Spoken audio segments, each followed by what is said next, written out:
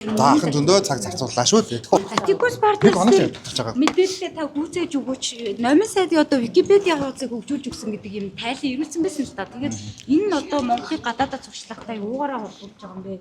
Тэгээд Эрдэнэс оюутлогоо компани Сайдаас өөрөөс нь асуусан дүүрч. 16 сая доллар. Даахын зөндөө цаг зарцууллаа шүү дээ. Boston Consulting Group-ийн гэрээний тухай. Boston Consulting Group чинь дэлхийн том л байгууллага шүү дээ. Тэгээд хот байгуулалт төлөвлөлтийн чиглэлээр ингээд олон л зөвлөгөөнүүд өгөө явж байгаа. TBI ч гэсэн одоо ингээд ажиллаж байгаа. Тэгэхээр энэ байгууллагууд ер нь аль ч засгийн газар, дэлхийн аль ч засгийн газрууд ер нь дандаа л ажилтдаг байгууллагууд та бүхэн ороод харахгүй. Edelman Сингапур. Edelman чинь энэ манай одоо Монгол улсын брендингийг хийсэн линк компани шүү дээ. Өмнө ажиллаж байсан. Одоо энэ нөгөө Go Mongolia Mongolia брендинг гэдэг хийсэн линк компани шүү дээ. Тэгээд тэр асуудлуудтай холбоотой асуудлууд дээр ер нь яг би зүгээр нэг хэлэхэд гадны зөвлөхүүдтэй ажиллах энэ хандлагыг буруутгаж болохгүй ээ гэж би бодож байгаа. Үгүй яг үр дүн л нэхэд байгаа юм.